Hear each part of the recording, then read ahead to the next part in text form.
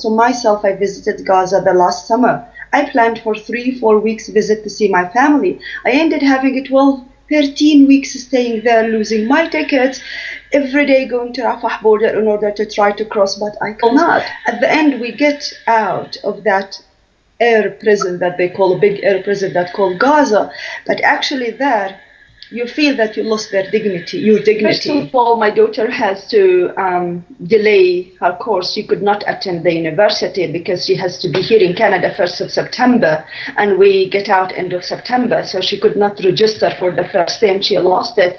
The tickets, the money issue. I mean, we have to change the ticket many times, and set a date. We could not leave it open because that entails lots of money. So $3,000 of money that we lost.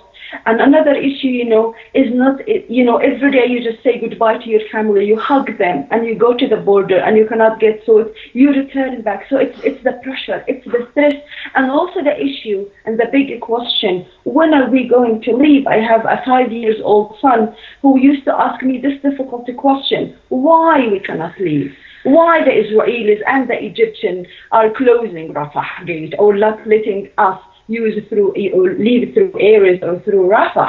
And for such a question, I have no answer. I know the answer, but for a 5-year-old child, he cannot understand it. Was asking, I want to go back to Canada because I want to see my dad. So luckily, his father wasn't with you. You had gone alone. No, he wasn't. He wasn't with me. So always the question: I want to leave Gaza because I miss my dad. It has been 3 months. But as I said, for thousands of kids who now cannot see their fathers because their fathers either in a prison or either passed away, and those people who have their fathers around them, you find them disabled, not because they are disabled because they don't want, for example, to go to work, or they do not want to earn, because there is no work in Gaza. And I think this is when I started saying the most difficult thing at this moment is being denied your basic rights. As a parent, you're supposed to protect your children. You cannot protect your children. You're supposed to bring food on the table to feed your family. You cannot do that anymore. And this is what I mean. I mean, just the feeling of being powerless. My son summarized it in one sentence when he came here to Canada end of September, and I got him to school to explain to the administration why Tariq, the 13-year-old boy, have been away from school for a month.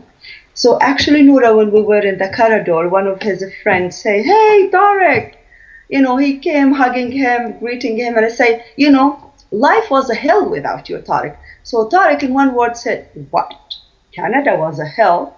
You must be joking, because I left the hell that you would never know about. It's called Gaza."